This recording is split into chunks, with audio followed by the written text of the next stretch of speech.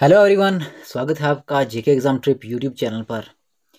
जैसा कि आप जानते हैं कि हमने साइंस की क्लासेस स्टार्ट की हैं। इसमें हमने बायोलॉजी का पोर्शन शुरू किया है। हमने ऑलरेडी 2 लेक्चर इस पर अपलोड कर दिए हैं। अगर कोई कैंडिडेट नया है तो मैं उसको बता दूं कि हमने जीके पुलिस बॉर्डर बटालियन का सिलेबस शुरू किया है। और अगर आपने हमारे पहले लेक्चर्स नहीं देखे तो प्लेलिस्ट सेक्शन में जाके आप वहाँ से बाकी वाले लेक्चर्स को भी देख सकते हो। साथ साथ प्लेलिस्ट के लिंक मैं आपको डिस्क्रिप्शन में भी प्रोवाइड कर दूँगा। और अगर इस लेक्चर की आपको पीडीएफ चाहिए तो हमारा टेलीग्राम चैनल ज़रूर ज्वाइन कर लेना। लिंक डिस्क्रिप्शन में है। जेके एग्जाम ट्रिप के नाम से हमारा टेलीग्राम चैनल भी है। ठीक है, अब आज का लेक्चर शुरू करते हैं। हमने सबसे पहले क्या पढ़ा था? हमने सबसे पहले सेल के बारे में पढ़ा। सेल्स ने मिलकर क्या बनाया? टिश्यू बनाए। और टिश्यू ने मिलकर क्या बनाया जी?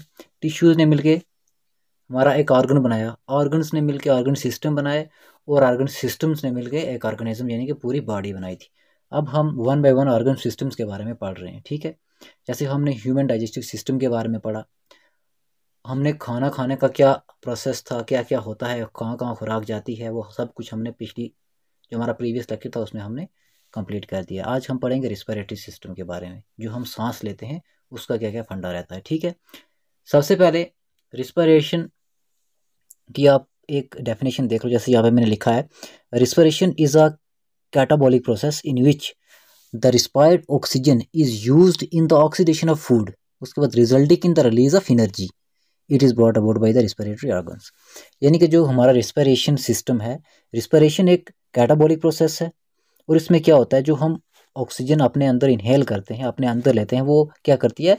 वो ऑक्सीडेशन ऑफ फूड में मदद करती है। और उसके बाद जो रिजल्ट से यहाँ से फिर क्या निकलती है?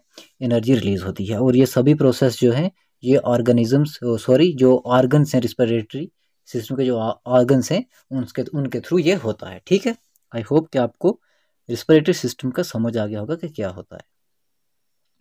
अब देखो जी, respiratory organs of some animals.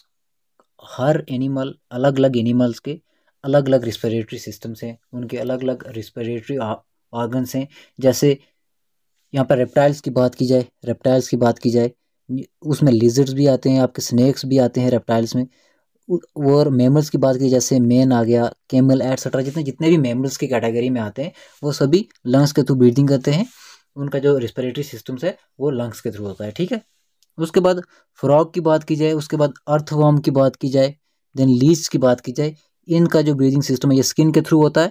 उसके बाद फिश, टैडपोल और प्रॉन्स वगैरह की बात की जाए, इनका जो ब्रीदिंग सिस्टम ये गिल्स के थ्रू होता है। और इंसेक्ट्स की बात की जाए, ट्रैचिया, उनका ट्रैचे के थ्रू होता है। ट्रैचे ऐसे, इनका एक ऐसे क्या होता है कि गर्दन से इनको एक सुराख होता है, वहाँ से वो सांस लेते हैं। ठीक है, उसके बाद अमीबिया की बात की जाए, हाइड्रा की बात की जाए, स्पायरो वगैरह की बात की जाए, हमारे यूनिसेलुलर ऑर्गेनिज्म से इनकी जो बॉडी सरफेस है वहाँ से इनका ब्रीदिंग सिस्टम चलता है।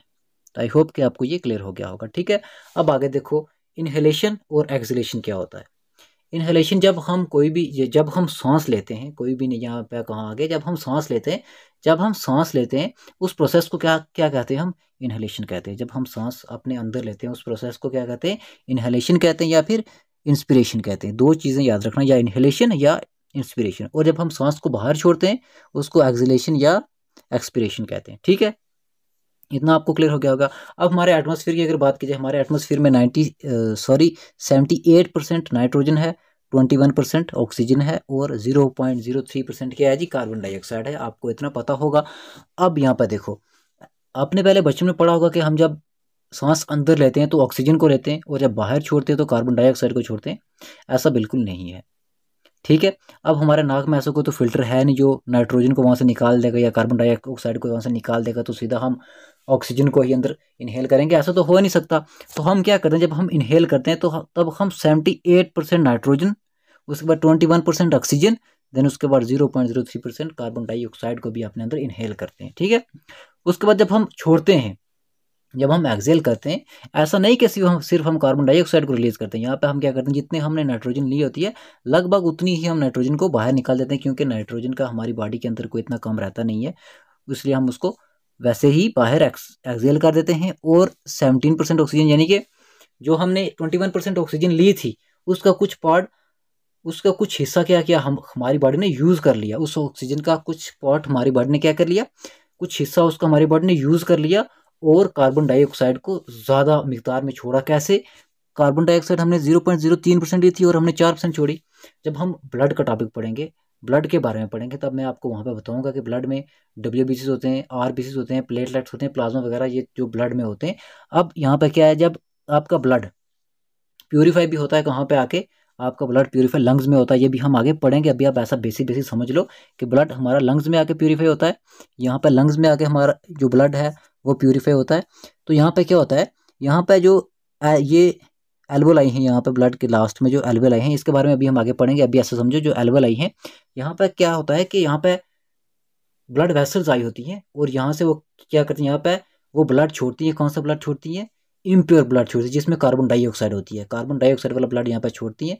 जब हम सांस लेते हैं तो ऑक्सीजन यहाँ से अंदर जाती है। यहाँ पे ऑक्सीजन क्या करती है, जो RBCs होते हैं वो ऑक्सीजन को एक्सचेंज करते हैं और यहाँ पे जो इम्प्योर ब्लड होता है उसमें ऑक्सीजन मिक्स की जाती है और कार्बन डाइऑक्साइड को बाहर निकाला जाता है। तो हम कार्बन डाइऑक्साइड यहाँ से इनहेल कर देते हैं, इसलिए कार्बन डाइऑक्साइड की मात्रा हमारे एक्सेल में ज़्यादा होती है। आई होप कि आपको इतना समझ आ गया होगा। ठीक है, अब आगे देखो जी। अब यहाँ पे क्या है, एक यहाँ पे हमारे बॉडी पार्ट का एक हिस्सा है जिसका नाम है डायाफ्राम। डायाफ्राम डायाफ्राम में क्या होता है जी, जब आप सांस लेते हो, जब आप सांस अंदर लेते हो, आप अपने चेस्ट के नीचे यहाँ पे हाथ रख के आप महसूस करें, जब आप सांस लेके खुद देखना, जब आप सांस लोगे तो यहाँ से आपको ऐसा महसूस होगा कि कोई चीज़ नीचे डाउन की तरफ जा रही है। वो क्या होता है जी, वो डायाफ्राम होता है। ये डाउन की तरफ जाता है और जब आप सांस छोड़ते हो तो ये अप हो जाता है। ये इसका फंडा रहता है, ये आप याद रख लेना। ठीक है, उसके बाद यहाँ पे देखो, अब यहाँ पे क्या है जी, कुछ और फैक्ट्स हैं, ये भी आप देख लो, एग्जाम में ये सीधा डायरेक्ट क्वेश्चन इसमें से आ सकते हैं। टाइडल वॉल्यूम की बात की जाए, अगर आप एक टाइम में जब सांस लेते हो तो आप लगभग 500 ml जो एयर है वो अपने अंदर आप लेते हो। ठीक है, हवा अपने अंदर लेते हो। उसके बाद टोटल लंग की अगर कैपेसिटी देखी जाए तो वो 6 लीटर है, यानी कि 6000 मिलीलीटर भी आप कह सकते हो और 6 लीटर भी आप कह सकते हो। 6 लीटर इसकी कैपेसिटी रहती है लंग की। उसके बाद अगर आप लेफ्ट लंग, हमारे तो दो लंग हैं, एक लेफ्ट लंग है और एक राइट लंग से, दो लंग से हमारे पास। जो लेफ्ट लंग हमारा है वो राइट लंग से थोड़ा छोटा रहता है। ठीक है, इसके अंदर 2 लोब्स होते हैं और राइट लंग के अंदर 3 लोब्स होते हैं। यहाँ पे मैंने डायग्राम भी ऐड किया, 1 मिनट उससे देखते हैं, फिर आपको अच्छे से समझ आ जाएगा।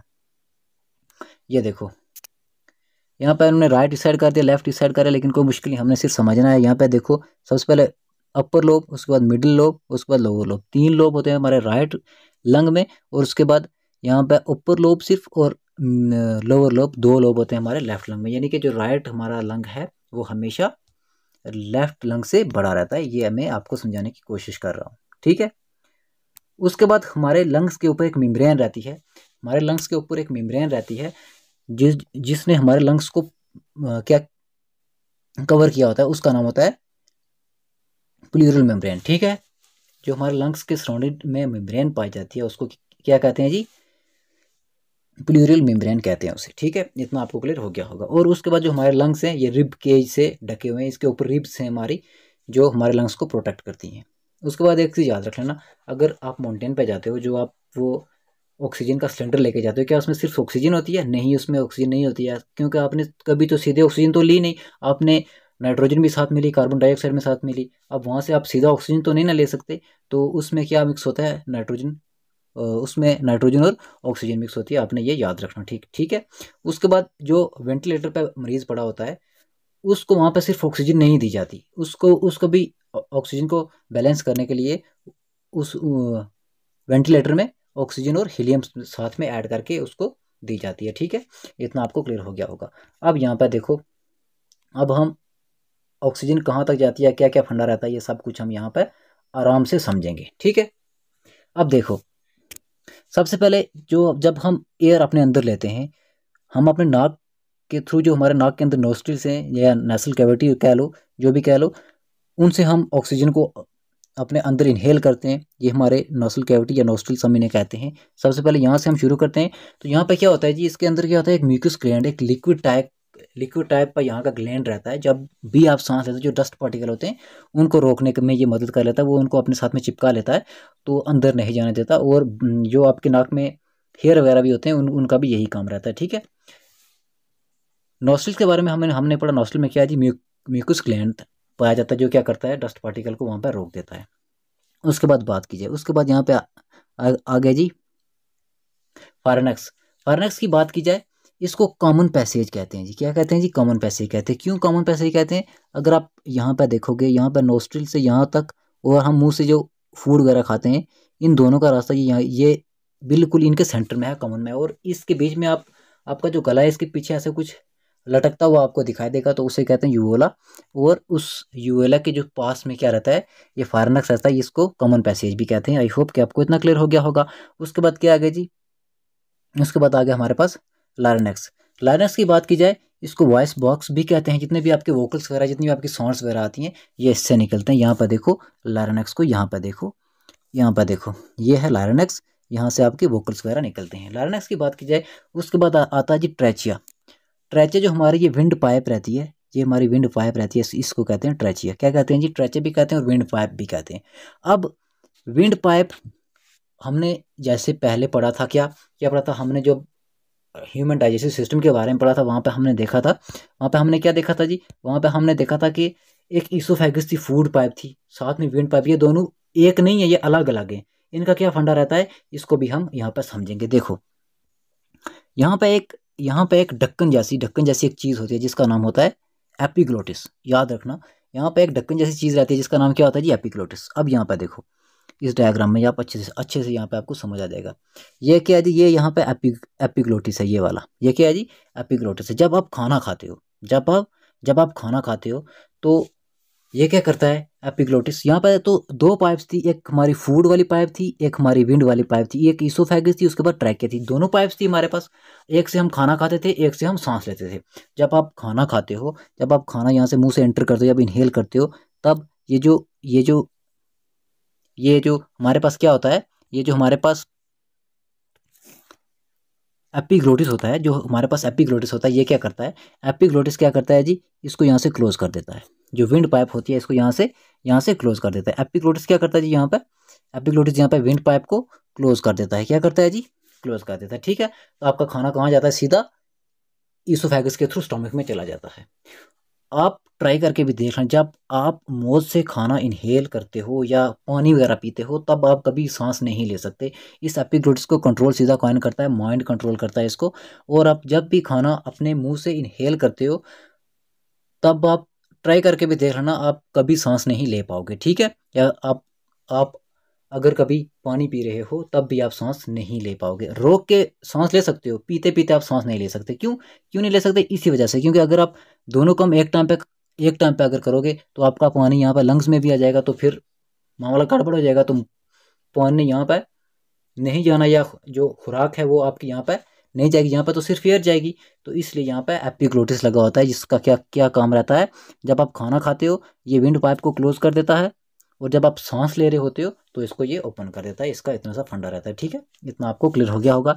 अब आगे देखो, एपिग्लोटिस के बाद यहाँ पे आप देखोगे ब्रोंकोई है। ब्रोंकोई क्या है जी? ये हमारा क्या था जी? ट्रेचिया थी, विंड पाइप थी। जब इसकी आगे ये दो टाइप्स हैं, इसको कहते हैं जी ब्रोंकोई। और जो इसके आगे सब टाइप्स हैं, ये जो वाली सब टाइप्स हैं इसकी, इसको कहते हैं ब्रोंक्यूल्स। और ब्रोंक्यूल्स के लास्ट में क्या रहता है जी? एल्वियोलाई लास्ट पे रहता है। क्या रहता है जी?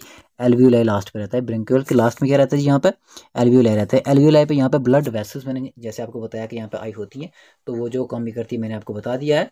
आई होप कि आपको ये समझ आ गया होगा। एल्वियोलाई से वो क्या करती हैं?